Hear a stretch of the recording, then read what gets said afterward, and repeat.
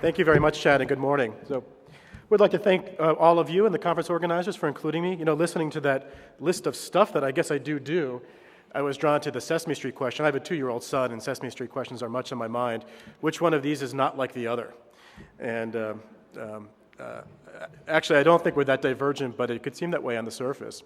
But I'm also reminded of a story I heard about Treasury Secretary Larry Summers, former Treasury Secretary Summers. He's back in administration in a different role these days, who's famous for being an extraordinarily brilliant guy, like my co-panelists, but also, at least at times in his past, not the most socially graceful person.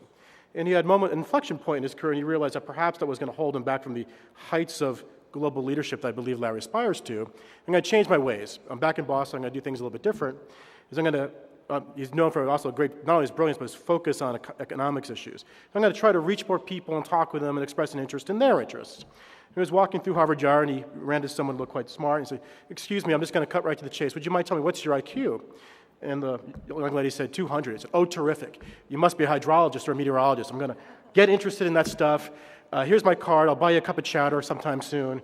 We'll talk about meteorology." Walks a little farther. He runs into someone and says, "Excuse me, just want to get right to the point. What's your IQ?" 175. "Oh, terrific. You must be a seismic engineer. I'm fascinated with that. Here's my card. I'll buy you some hot apple cider. We'll get together. Fantastic." Walks a little farther, gets closer to the law school, I guess, and bumps into someone and says, "Excuse me, what's your IQ?" 95. Oh my goodness," said Larry Summers. I'm really terribly sorry. I'm just not that interested in reinsurance law. But I hope some of you are. I sometimes describe it as the most interesting business that no one has ever heard about, and I think that's true. After all these years, my mother seems dimly aware of what it is that I do and what our company does.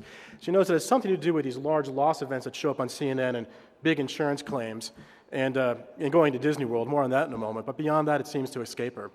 So I do come from the legal department, and there's the disclosure. It'll be available on the site. When I'm asked to introduce our company and our industry to folks, I'm sometimes asked, what are the virtues and what are the limitations? So I scratch my head, and I've come up with a couple of limitations, and I'll start there. So reinsurance is a tremendous business, a great industry, and provide great value to our customers and the communities we serve, but we don't do all things. And in particular, reinsurance is not transformative. It doesn't make things that which they ain't. For example, standing all these years, it hasn't been making me any taller, stronger, fitter, or less bald, although my wife continues to hope. But it does transfer spread risk, create efficiencies, and send important behavioral signals. And more on all of that in a moment. Even more importantly than, although maybe not to my wife perhaps, reinsurance doesn't transform unsafe homes, bad land use planning, into safe homes, wiser land use planning. Speaking of observable data sets, these are two homes on the same block, I think they're across the street from each other, that are impacted by Hurricane Charlie. And we're always looking for data. We want to see what actually happens when wind and water hit structures or when the ground shakes. And we've been getting more and more data, unfortunately, during this period. It's a high storm frequency period as we measure these things. And before this time, people used to worry, you'd see these differentiations in outcomes in closely compacted structures. And we don't hear much about this anymore, but we used to hear about extremely localized wind phenomenon. I used to call this the magic tornado. But it turns out the magic tornadoes hit badly constructed homes built before modern building codes. Now, we haven't been able to disprove the existence of the magic tornado, although we've actually tried to install anemometers ahead of the wind field. But I'll tell you, we haven't found any yet. And what we have found is that post-code homes that were built to enforce codes, perform pretty well. Homes that are pre-code are not. And that's exactly the case with these two homes. But in and of itself, reinsurance, our product, without help, is not going to make the families in the one house safer and as safe as their neighbors across the street. From another perspective, while human safety is the big game in town, in my opinion, reinsurance in and of itself, acting alone, is not going to reduce expected loss. And that's what we'd like to see. We have an interest in seeing the expected losses of natural perils reduce over time. But I'll also add, neither does a shift, and we can see this. This we can observe. We have 40 years of experience with the flood program in the U.S., shifting the burden from private companies who want to absorb that risk to a public system has also, in my opinion, not produced a marked reduction in expected loss. Indeed, I would personally argue kind of quite the opposite. And I'd say reinsurance can be confusing. It is B2B. Our customers are insurance companies. Fundamentally, at its most simplistic form, reinsurance is insurance for insurers. Our clients can sometimes measure in the low couple of hundreds. It's folks like Allstate and State Farm. It's not consumers. I sometimes say, I'm not sure we know a consumer if he or she hit me over the head. And in turn, consumers don't understand reinsurance well, or perhaps in my mother's case, maybe not at all. And notwithstanding the great benefits that they absorb, the fact that most of the cost, the dollars to repair their homes, their businesses for a large natural catastrophe are likely coming from the reinsurance space, they don't see that because we're not visible to them. And the benefits that risk-based pricing plays over time and setting behavioral signals for better land use planning, better business decisions, better home safety decisions, that's also more opaque than we'd like to see. We appreciate that, and we're working on it. It's one reason why we're here today. And I'd also say reinsurance the benefits that we provide can be diminished by trade barriers. The great benefit we provide on a financial basis is portfolio optimization and spreading. We eagerly take, for risk-appropriate prices, Oklahoma tornado risk and Florida hurricane risk, which is the big driver of loss in the United States. But we blend that into a global portfolio that has Japanese earthquake exposure, Chinese typhoon, which is a big growing hazard, other perils like Australian hail. Very efficient in our global portfolio, actually very concentrated in something like the Florida hurricane public structures that we see, and even to a degree in the National Flood Insurance Program. Concentrated risk rather than risk spreading, which you can get by accessing the global private reinsurance and capital markets. But that makes us vulnerable to trade distortions. And these days, the big debate around that is on certain federal income tax issues.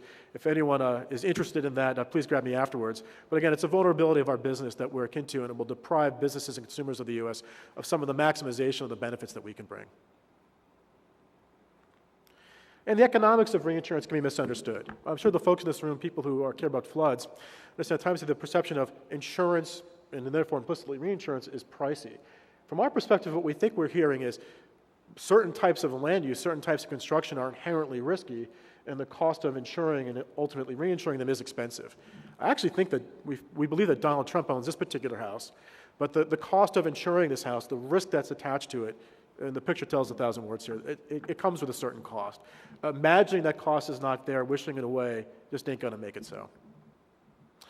Okay, now I'm conscious of the time, but this is actually a much longer list, and I'll try to focus on a couple of the key highlights. One benefit of reinsurance is it's big. It's a big industry. Perhaps not only the best industry no one's heard of, but maybe the biggest. And in part, that's a function that we operate on a global scale. But also, as big as we are today, we could be bigger. Our biggest driver of losses of cost is losses, the expected losses from the events that we cover. The other major driver of cost, and it's smaller than the first one, is the cost of capital.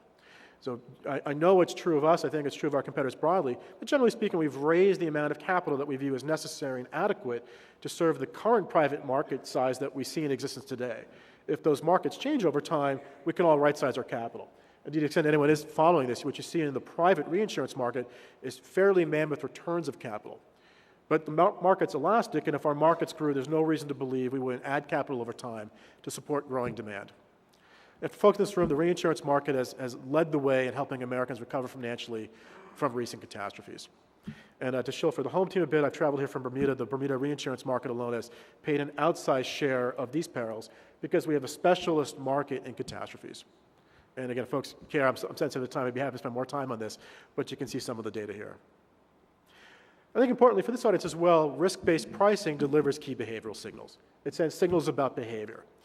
And we believe, and it's a personal opinion of mine, that risk-based insurance and reinsurance are perhaps the best way to inform tens of thousands, hundreds of thousands, arguably millions of market participants and consumers about the risks of their conduct, the risks of their construction, the risks of their siting.